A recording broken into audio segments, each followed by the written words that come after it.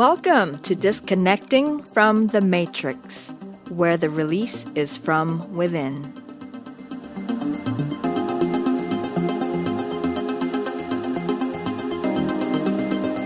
Hello, Sovereign Ones. I'm back after a long pod fade, ready to start a new season on how to live our days in freedom and joy regardless of the appearances projected in the Matrix. I'm your host, Alice Kim, and we continue on with episode 18 called After the Red Pill, Now What? Since it's been a while, I wanted to ease back in with a recap of the show's primary focus to remind you and myself why it's important to address this for us and for the rest of the awakening planet.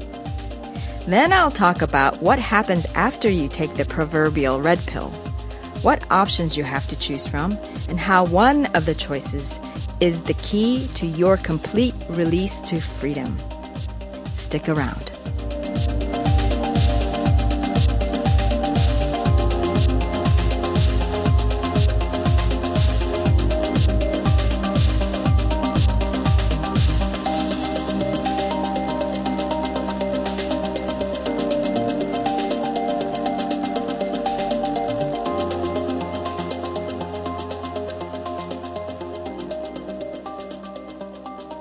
Hey everyone, welcome once again to the show.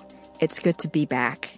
And for those of you who've been following since what I now like to call season 1, it's great to have you back. I do apologize though for fading out for almost a year already since the last episode. You know, I was only planning to take the summer off, but during that time, I started to get deeply involved in new passions and new projects, specifically in making and playing music. And I basically lost track of time, completely immersed in it, and really enjoying myself. And music, as I found out, was actually the perfect medium and learning device, as I also spent much of the time deeply connecting with and communing with my I am, aka myself. And from that, I feel that I've entered into a new level of awareness, and I look forward to sharing with you my discoveries. So here I am, back in my fabulous state-of-the-art recording studio that is my walk-in closet, coming to you from my heart to yours, here in the heart of New York City. But first, let's regroup with a brief review of what this show is about. Freedom. This show is about freedom, how to be free in a world that appears to be anything but. How to untangle and unplug from the almost impossibly intricate matrix.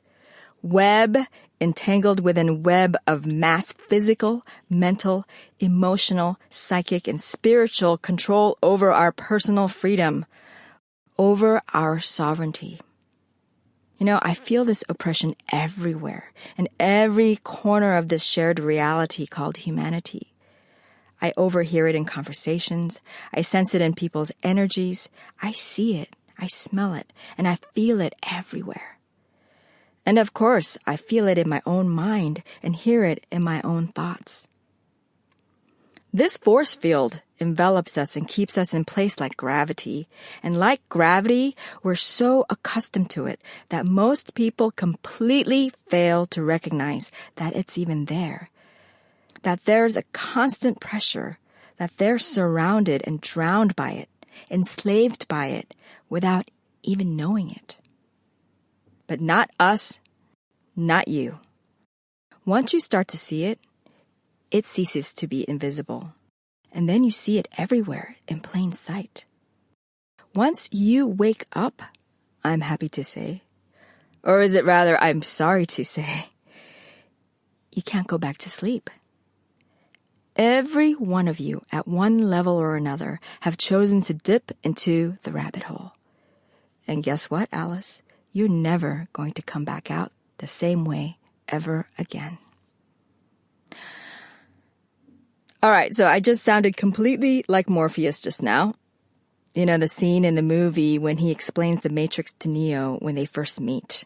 Right before he presents him with the choice between the red and blue pills. Here, take a listen.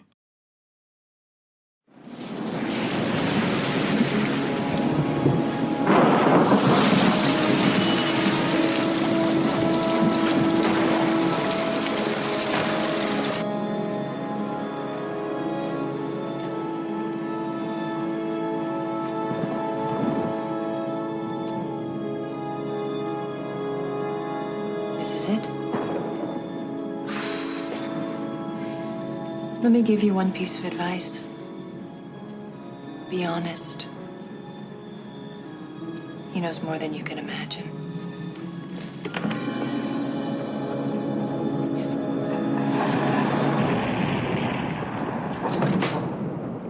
At last. Welcome, Neo. As you no doubt have guessed, I am Morpheus. It's an honor to meet you. No. The honor is mine. Please, come, sit.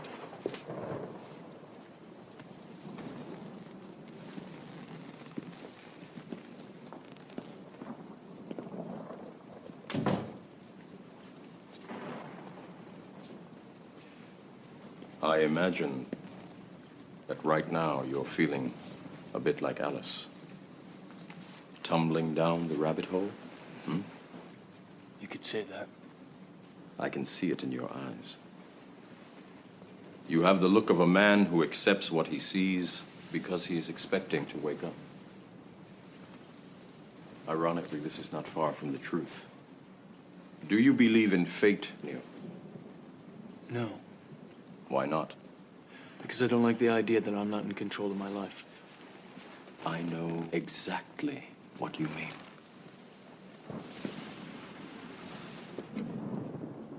Let me tell you why you're here. You're here because you know something. What you know you can't explain, but you feel it. You felt it your entire life, that there's something wrong with the world. You don't know what it is, but it's there, like a splinter in your mind, driving you mad. It is this feeling that has brought you to me. Do you know what I'm talking about? The Matrix. Do you want to know what it is?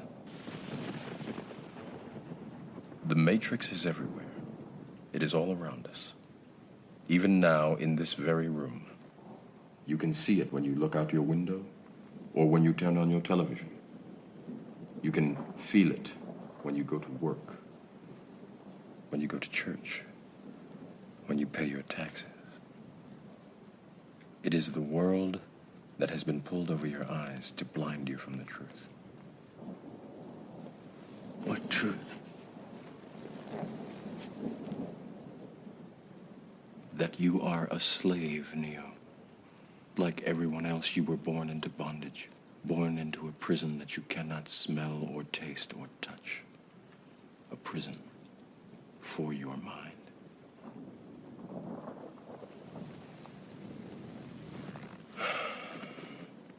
Unfortunately, no one can be told what the Matrix is.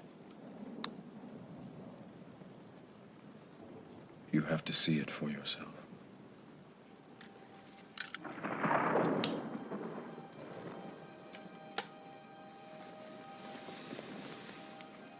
This is your last chance. After this, there is no turning back. You take the blue pill. The story ends. You wake up in your bed and believe whatever you want to believe. You take the red pill. You stay in Wonderland. And I show you how deep the rabbit hole goes.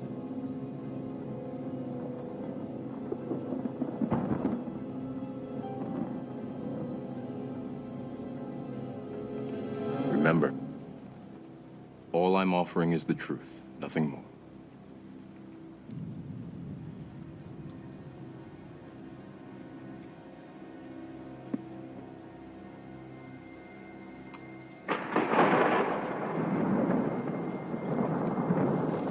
Follow me.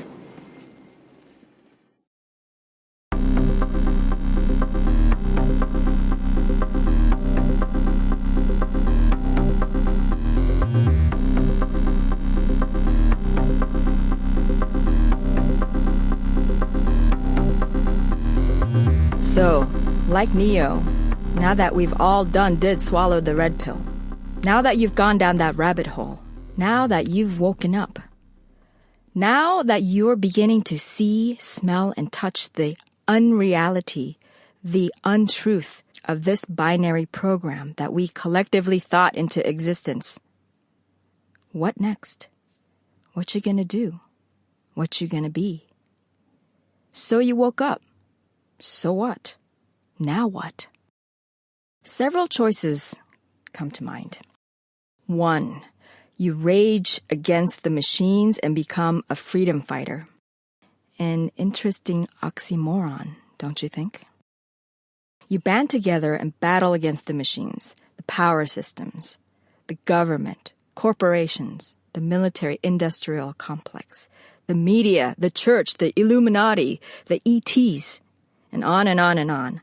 All those that you believe control, that hypnotize the population to blind compliance, and so often cleverly masked as if you actually had the freedom to choose your compliance. So you go out and fight the system, the darkness, the evil, the systems that destroy the planet and the human spirit for more power, more energy, more gain at the expense of the rest of us. Those that perpetuate subjugation and suffering in your personal reality and in the collectives. Well, all I can say is have fun with that, which I'm sure you will not, except become embroiled in more suffering and more drama and more resistance, when what you really want from all this fighting is to be free from all that. The more you focus on something, the more it becomes hardened and baked into your reality. Because as a consciousness creator, what you place your attention on becomes so. However, according to my observation of those just waking up, this militant phase seems to be an initial phase many of you will go through upon your awakening. Why is that? Because you're pissed off that you were duped all this time. And I understand that you need a channel to let this out. I don't blame you one bit. I've certainly been there, and I understand. If this is where you're at right now, you'll eventually graduate from this stage, although I can't tell you when. You can stay here for a few years or for the rest of this lifetime and beyond until you're ready to move on. I, nor anyone, am in any position to persuade you out of this until you come to the realization on your own.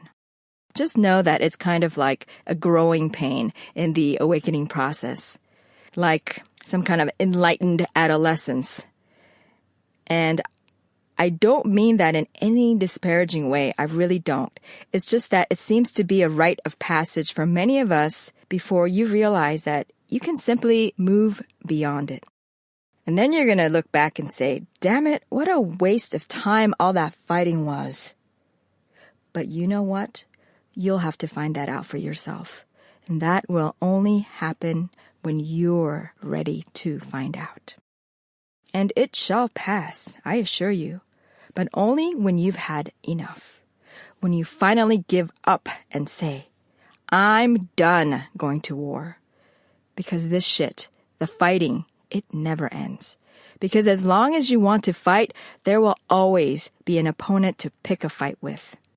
Someone will always be there who's ready and more than willing to fight you back.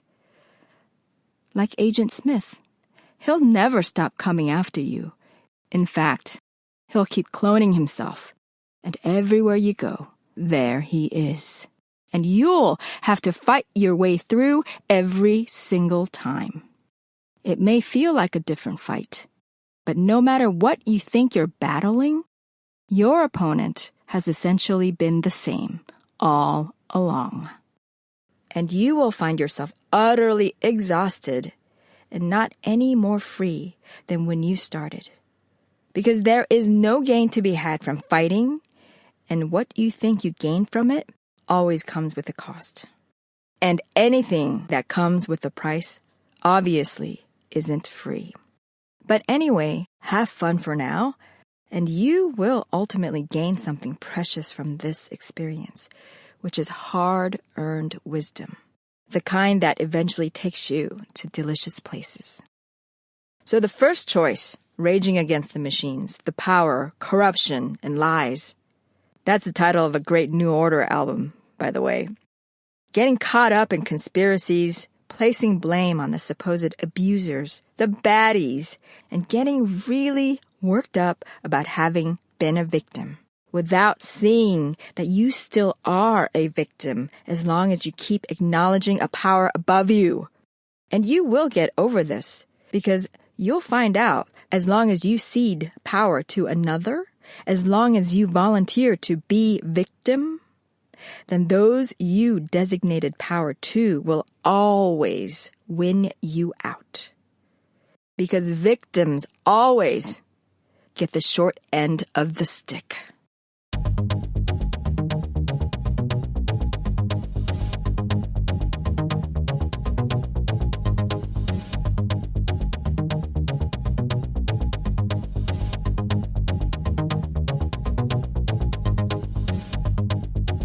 Then there's choice number 2.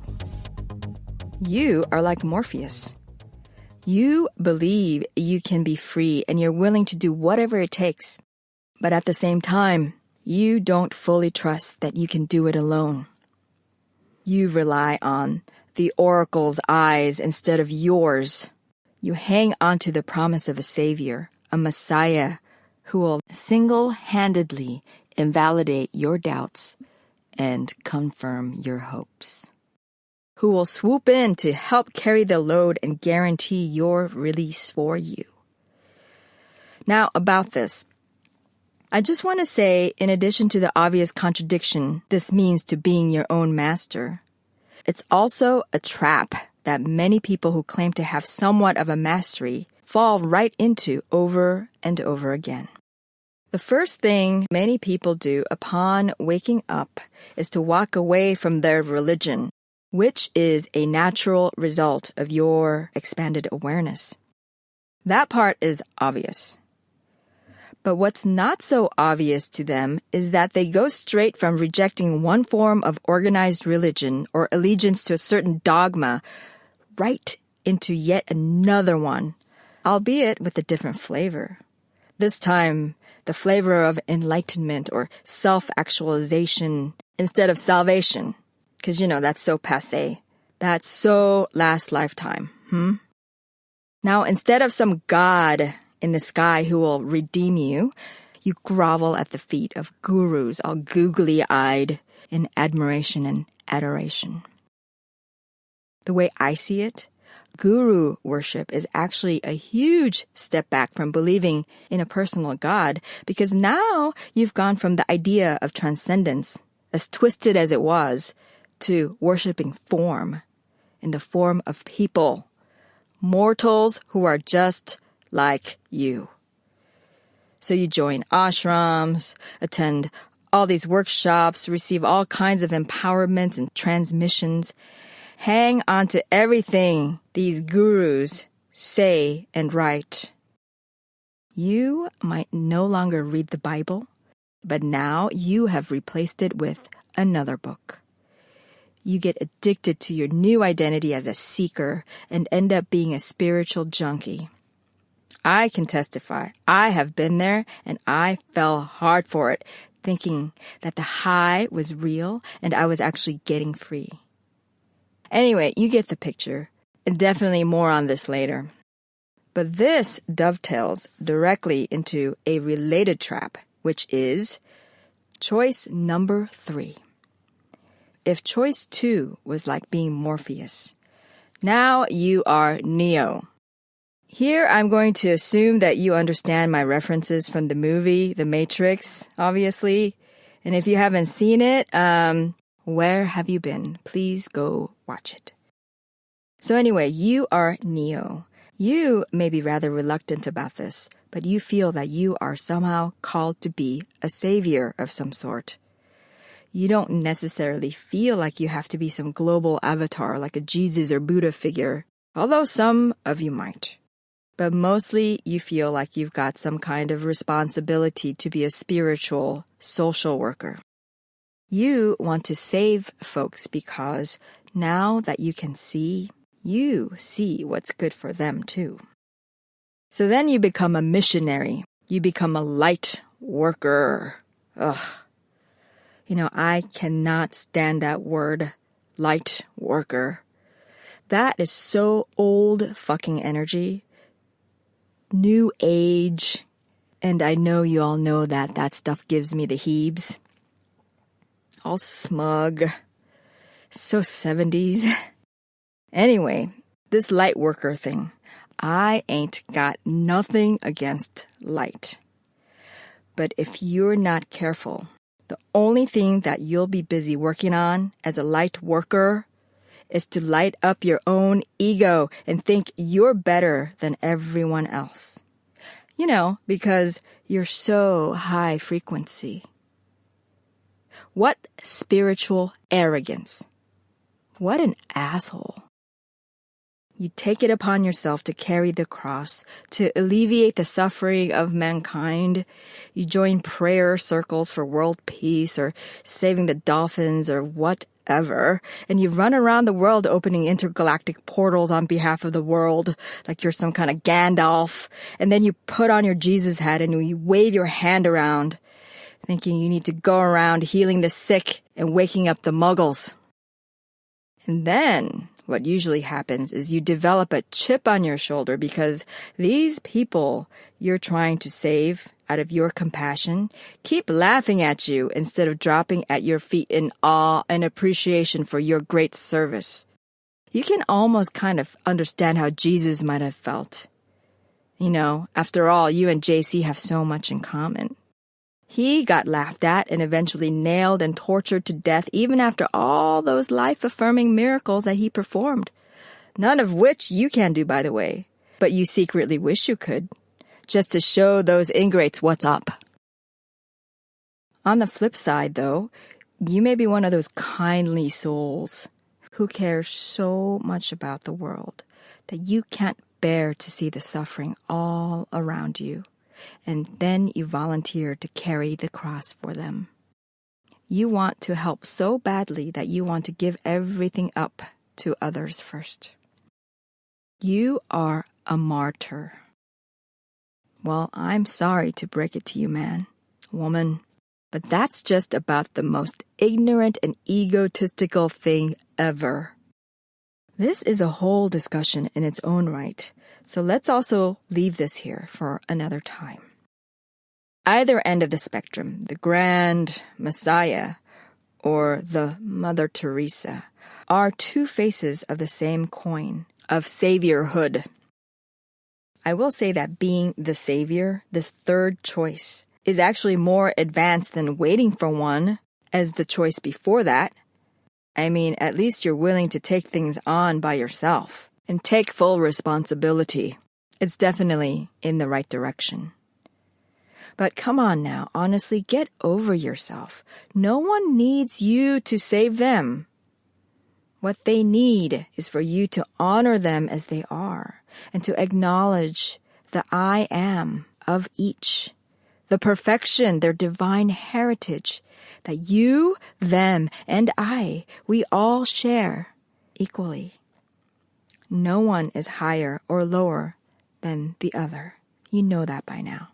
We are that we are, together, equally.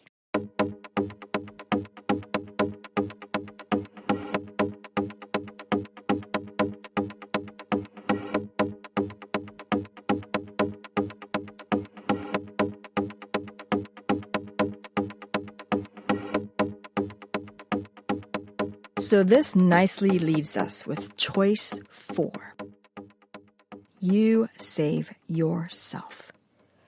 You stop fighting the demons that are your creations to begin with, that you imagined into existence, much like Don Quixote, tilting away at windmills, thinking he's in a real battle.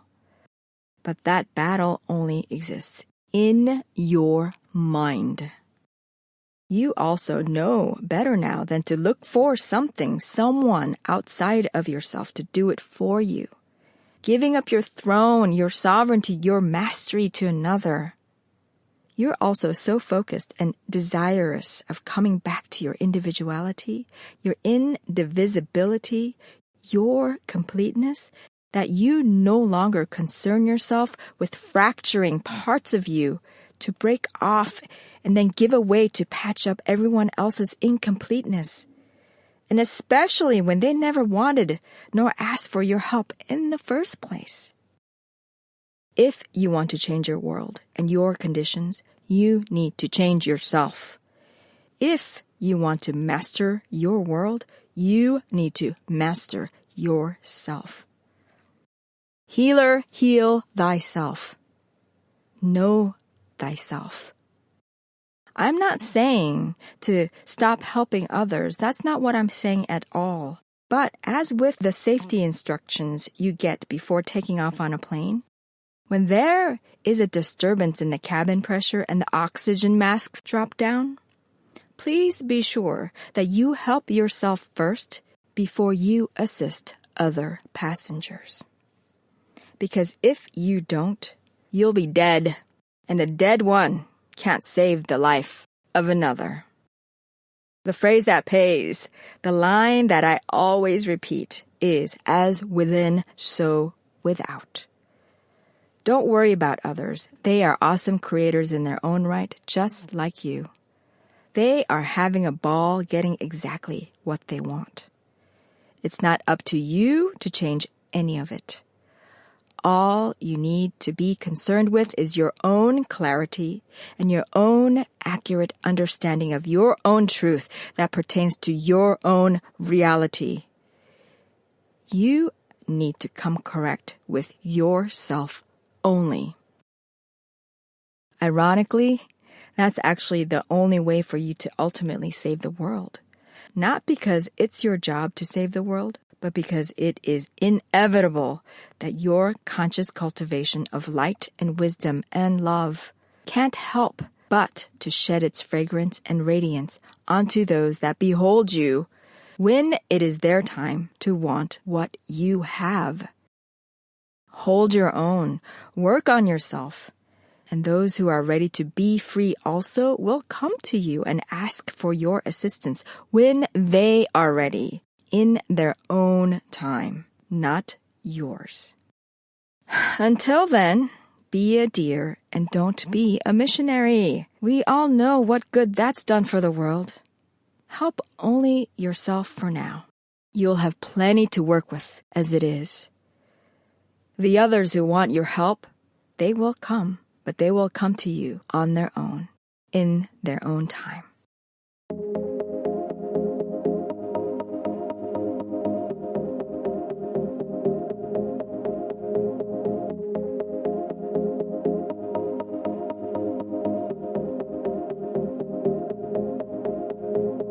I said this last choice is about saving yourself. But in truth, this word, saving, is a completely and wildly inappropriate term for a sovereign being such as you and I. Why the fuck would you need saving when you are free? When you woke up to the fact that you are free, always have been. The issue we're dealing with now is not that we aren't free, but that we still think we are not free. And as this is a matter of erroneous perceptions, our only work then is to free our mind.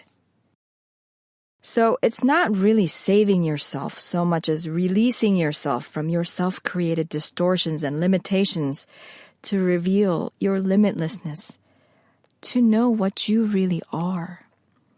It's about minding your own business and tending to your own reality garden, your own mind. Trust me, and you know this too. We have got more than enough shit to deal with in our own world. So don't even go there with other people's realities. Just don't. We're all here to find our own way out of third dimension, and we're all going to do it in our own way and in our own style. So please have compassion and allow others to go on with their own ideas on how they wish to discover their true nature. That is not for you nor I to meddle in. I consciously made a commitment to know myself in December of 2005.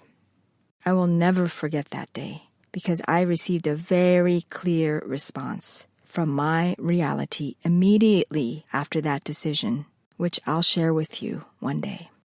And yet, a decade into this, the majority of it was spent on the other previous choices. And not until recently, a couple of years ago, have I realized how I've delayed my own release to my truth. This delay was only a handful of years, a blip in the context of eternity. And eternity, by the way, has no concept of time. This is not to mention all the hundreds, thousands of lifetimes that I've probably been at this. And very likely, so have you, my dear old kindred souls. But as long as we are still here, time is indeed a reality, one of the very identifiable characteristics of this particular density we are in. You each have all the time in the world to work on your release. Time is not going to run out. It's here as a tool, serving you, waiting for you to liberate yourself. And once your work is done, the reason why we are all here, to consciously know the truth of what we are, then at that point, time will vanish because it would no longer have any purpose. The reason why I make time an issue is because, and I don't know about you, but I am ready to make this my last lifetime. And because of that, I am not in any mood to fuck around or dilly-dally. I mean business. So a few years of distractions here and there, okay, fine. But I'm just saying, if left unchecked, it could keep you distracted for lifetimes. But then again, it's up to you to choose how slow or fast you want to go. This is why I suggest you move straight into this last choice and bypass the others before it, if you so choose. If not, at least you're aware of the pitfalls and can catch yourself sooner than later. There's no wrong or right way to go about this, but it behooves you to be aware. I created this show to help you save some time in this awakening thing, to tell you about all the traps I fell into and the long-ass detours that I had, to make up for all the things I kept on tripping over, so that you can get to your release faster and smoother than I did. But I also know that your path is your path, as mine is mine, and all I can do is put the information out there on an on-demand basis for you to take as you see fit. This journey is about your freedom. And to be free, you can't rely or lean on anything or anyone. Your full responsibility and ownership of yourself is an exact requirement, not an option. You absolutely have to do it alone. But help is available if you prefer a little support along the way. I am one of many. And all I'm doing is leaving it out here in this little pocket of the matrix I created. For anyone who's looking for a signpost, a little breadcrumb left by someone who's been here before that says, "Hey, fellow traveler, you're on the right track, and you are certainly not alone." And by the way, if you're up for it, here is an optional goodie bag I've left for you with a few tools that can help your ride a little smoother. This is what has helped me. And maybe it'll help you too. So if you're listening to this and somehow found me, stumbled in here amid this vast ocean of thousands of podcasts in this dimension called the internet, if you're listening right now, that's because there was something that you require in your journey today that I can provide. It's not a coincidence. Think of this show as an interdimensional information kiosk or a filling station for you to cool your engines. Get your bearings straight and fill up on what you need for your next destination. Take whatever looks good, sounds good, and leave the rest, or save it for later when the time is right. You're the only one who knows exactly what you need. I want to approach this season a bit more methodically than I have before, in that I want to be good on my word from the last episode where I left you all hanging when I promised to offer practical tools to navigate your release from the matrix. To be free. Free to be what you are. I have left you hanging for far too long already, so let us proceed swiftly. So I've gone much too long today. But I do want to keep most upcoming episodes at about 15 minutes or so, 20 tops. I say that now. So apologies for getting a little long-winded here today, but it's been a while and there's been much to say. I'd like to add one more thing. You know, I talk about these choices, how one can be more constructive than the rest. But know this. There is no right or wrong way to do this. You could never make a mistake, nor can you do anything to harm yourself along the way. It is impossible to harm yourself if you know what you are and what you came from.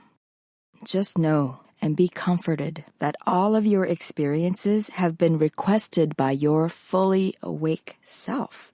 It's all been finely and custom orchestrated to serve you, to support you, to carry you to your realization.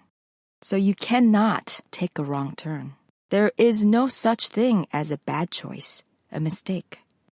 This was all deliberate, all there to provide the experience you need for your own wisdom, to know your own truth. So be glad for it. So let me sign off by saying this. Thank you. Thank you for your decision to wake up and to stay awake. Your part, your conscious contribution, is currently elevating humanity as we transition from a self-imposed slave race to a family of fully realized sovereign beings. And toward that end, we don't need any more wars. We don't need a Messiah, nor do we need to be the Messiah. We've had all of that for as long as we've been here, and they have not worked. Not only have they not worked, never worked, they also were destructive. They are old, they are tired, and totally unworkable. And it is time now to bring in the new consciousness, the new energy. And I'm happy to say that it is already happening.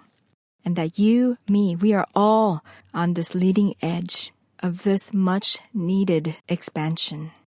And that's where you come in, and why your work toward your own mastery is so important for the rest of us. What we need now are standards. Standards who can be who they are with zero compromise and who can shine their own light in their own right. Never borrowed, never shared, never imitated, but always self-generated and self-sustained entirely from the limitless source of your eternal validity, your self. So in the coming episodes, I'll attempt to share what I can put in words, because words are really hard sometimes. But I will do my best to put in words tools that you can use to begin gently releasing and undoing, one by one, the cables that keep us plugged into bondage. All without struggle, without fighting, without hoping to be saved, without needing to save, without having to gnaw at the cables like a panicked rat trapped in a cage. Instead, we'll come to our own gracefully, with poise and ease, and with an authority that befits the divine being, the eternal spirit that you are. We'll take the easy way, the path of least resistance, the path of joyful release into your freedom. And if you like to travel fast, I just may know of a few wormholes to point you to.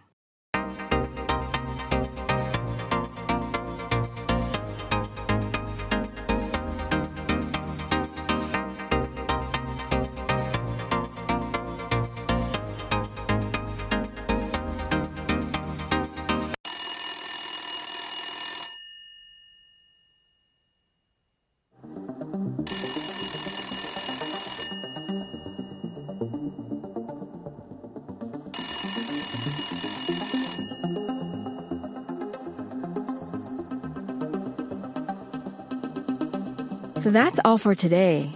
Thank you for listening. Thanks for your contribution, the contribution of your high-frequency consciousness in creating a more awake planet. Every one of you plays an integral part in moving the needle ever closer to the release from fear and control and in lighting the way back to the total safety and freedom of love. I'm your host, Alice Kim. Peace and joy unto you. Be well, because all is well. That is no platitude. I fucking mean that. Good to be back with you. This episode can be found at disconnectmatrix.com/podcast/18. That's disconnectmatrix.com/podcast/18. As always, your comments and feedback are greatly welcome. Email me at alice@disconnectmatrix.com. Again, that's alice@disconnectmatrix.com. Ciao.